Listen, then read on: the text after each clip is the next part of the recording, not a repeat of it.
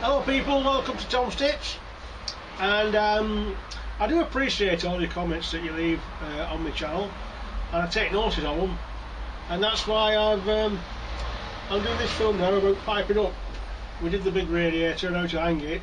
I didn't show you how to pipe it up. I didn't think you'd be interested in it because I thought it was just very simple, but people wanted to know that, so I couldn't show you on that one though because it's already done and I didn't bother to film it. So here's another radiator I did this week. It's a similar situation. Sometimes, or most of the times if I get the chance, I pipe the radiator up from the centre of the radiator, and then the pipes aren't seen at all, they go to either side. This particular builder, he wanted them piped up straight in the wall from either side. Now this is okay, it's a good way. It just doesn't give the freedom to take the radiator off without undoing it. So if you was a painter, for instance, and you wanted to paint the radiator and the pipes are the way I do them normally, you could just lift the radiator up and put it on the floor and off you go. With the way I've piped this one up, because the builder wants it, he calls the tune because he's paying the piper, you can't do that. You've still got to undo either side and whatnot. But anyway, this is the way that I've done it, and I hope you learned something from it. I'll see you again sometime. This is drywall lining, so the plug needs to be knocked into the brick. It's no good in the lining, so we just give it a little start like that, and then with our knocking tool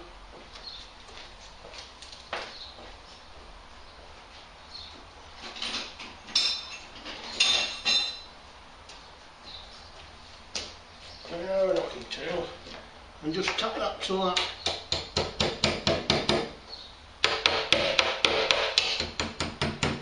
That plug's gone into the brick now, and wind that on.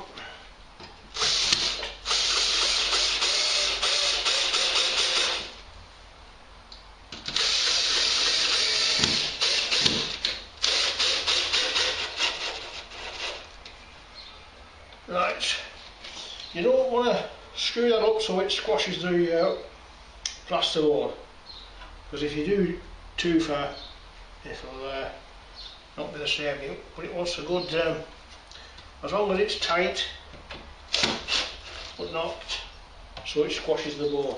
That's what we're after. I'll leave those blanks out. I'll take out first of all the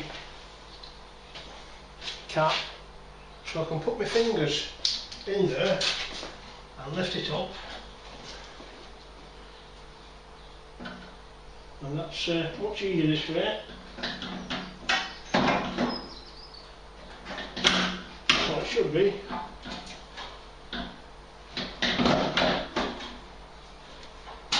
Of course, the health and safety guys will tell you use two people. Okay, so we've got a lock shield and a thermostat head, and I'm putting the thermostat head on that side there. That's the right hand side. There's no fixed and fast rule for this, but I think if you get them all on the same side it looks better. So I'm going to put that one on that side. So along with that you get a tail, and it's the tail that you need to screw into the tapping for it. So we want to put some PTFE on, wrap it round that way,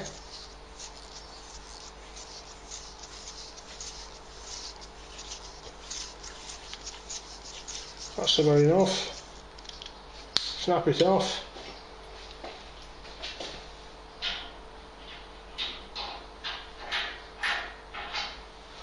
and then you need a spanner to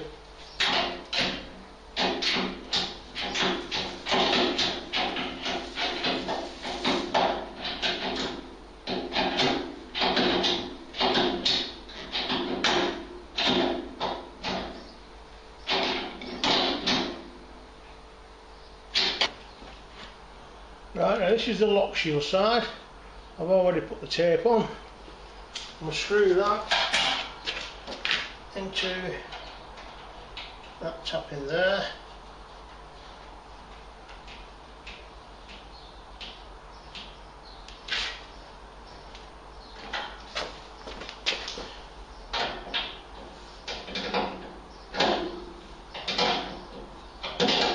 And it's always better to use a spanner rather than grips or anything that's chrome, because you don't want to leave an imprint on it. Of course, you've got the air vent which goes in there. You don't need PTFE on these because they have a rubber ring that'll seal or stop the water coming out.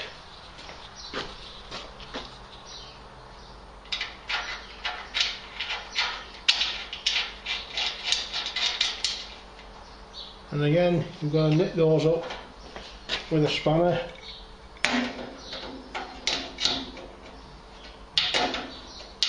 It's always better to nip things up as you're doing them rather than going around after and forgetting about them.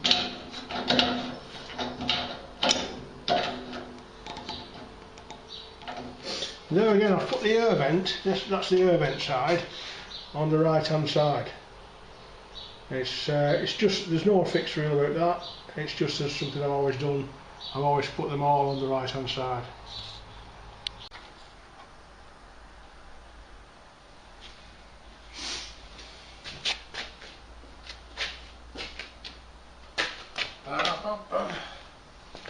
Okay, so this has been first fixed in 10mm and it's charged up with water, so the first thing we've got to do is get rid of the water. Now I've let the pressure off at the boiler, so all the pressure I've gone, but there'll still be some water in. So I'm going to pull this stop end off and throw that on. Now the camera is waterproof, so we don't need to worry about that. But what I do is pull that off and get your finger over it fast. Faster than that. And then put your pipe on. And as you can see, there's not much in there. Now then, this is plastic.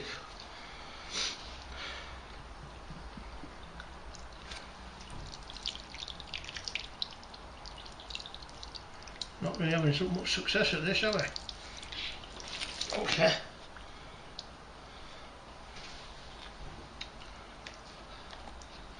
Right, we've got a plan B. Now plan B is we'll make this up ready so we can just jab it in there. And what I'm going to do, I'm going to make a piece of copper tube because I don't like elbows outside of the in the building. Just look untidy. There's nothing up with them. There's no losses, you can't do them. But it just looks neater if you've got a piece of copper here. And with all that water present, we'll not be able to solder it. So I'm going to make a piece that'll go in there, and I'll go in there, and I'm just going to jab it in, and then it'll stop all this water coming everywhere, aren't they?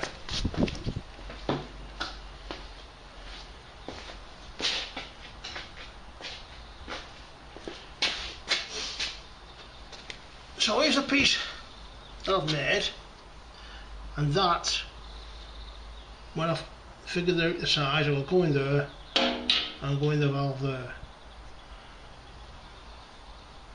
So, how do we figure the size out? That needs to be cut off just about there. So, I'm just going to...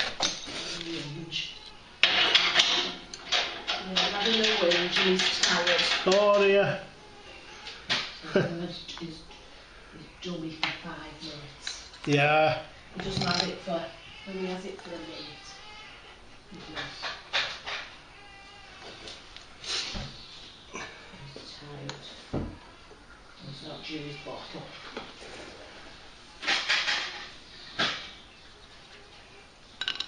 So, I'll work that there. Put that there.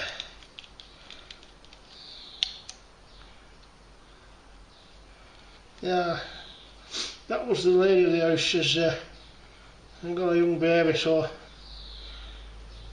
had to make his bottle. That's the trouble when you work in houses. They always need to use the kitchen. Right, so I'm going to fix this bit onto there. So first of all we need the nut, then the top part of the reducer, then the bottom part of the reducer, and the valve and the nuts. It's a good thing to put some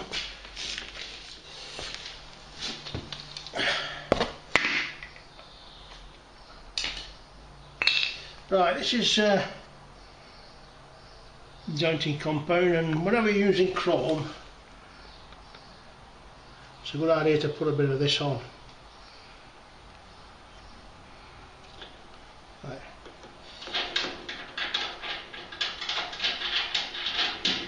Okay, so now we've got that manufactured,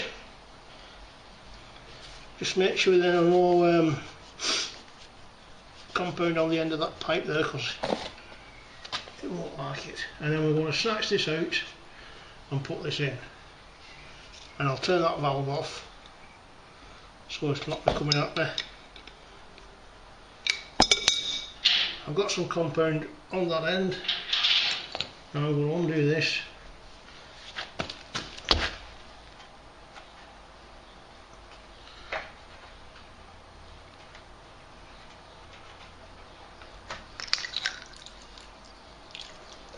And put that on.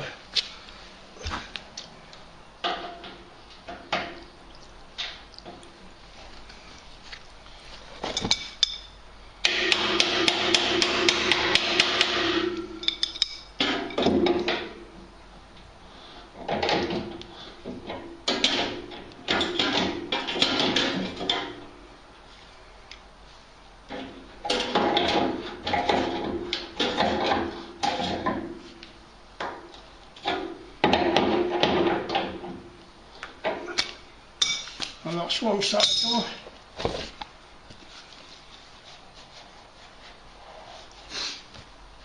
We'll leave that close for now because the water in there will go in the radiator and come out that end, and I don't want it at that end yet. So we've just got to repeat that at the other end now. So that side's done, and that side done. All that remains now is to put the thermostatic head on, and to put these on you just wind it open full, take the decorator's cap off,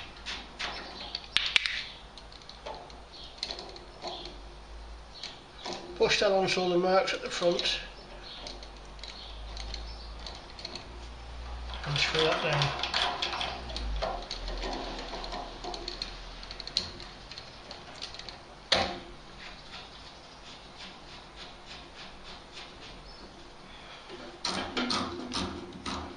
So that's off, that's a frost stat, and then you can do everything from 1 to 5. Okay, right. So now all that remains is to let the water in.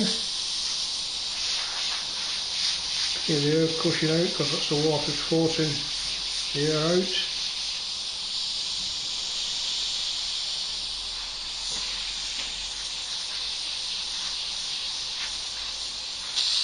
There it comes.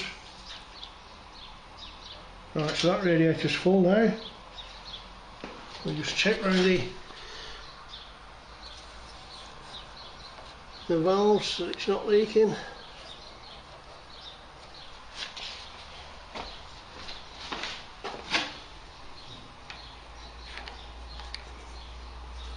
Okay, so that's okay.